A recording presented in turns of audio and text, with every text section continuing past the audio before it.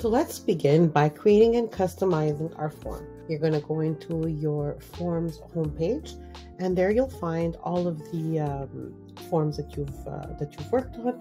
Notice mine are in tile view, but if you prefer, you click over here. You can have them in list view.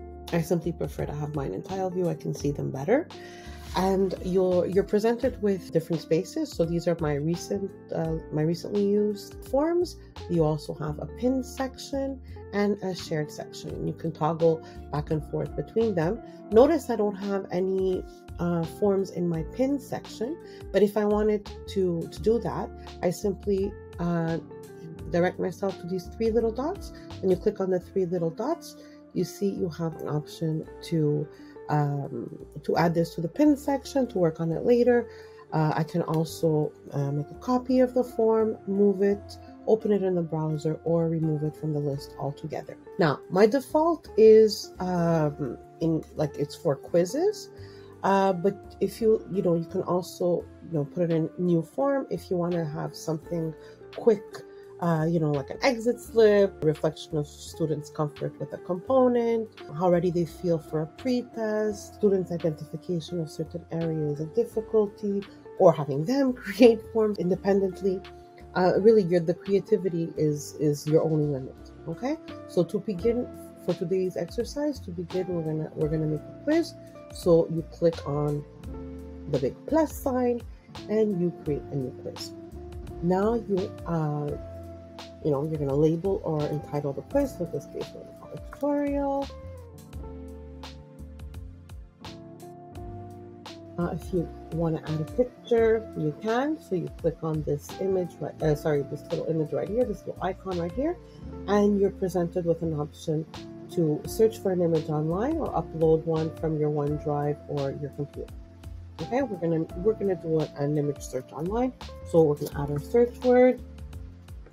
And we're going to select our image and we add the image. We can further customize our form by clicking on the theme, and there we're presented with some preset selections, or if we like, we can upload an image or play with the colors. I don't like to spend too much time on this section. It's really up to you. So I'm just going to leave it as is. This was the form. This is how we're going to leave it. And when you're ready, you can share your form by sending a link, copying the link and putting it wherever you want. You can also embed it, or you can email it to your students. You can also share it with your colleagues as a template, which is what you're going to receive later. This is going to force a download. So you're not necessarily going to be working on the same document. But with this one, you can work on the same document. So you can have 2 teachers, 3 teachers, 10 teachers, whatever, a group of teachers working on one quiz. Finally, you can further customize by playing with settings, and you can print it. So let's look at the settings. So here you have the option of showing the results automatically. So if you want instant feedback, simply select this one. That's usually the case for quizzes. You might decide to correct it on your own. So that is something that is really optional for you.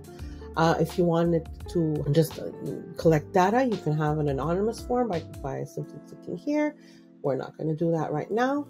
You can also preset when the form is available. So for a quiz, you can determine a start and end date for when the quiz will be available, and you can also shuffle the questions. Finally, you can provide a little message once the form is completed.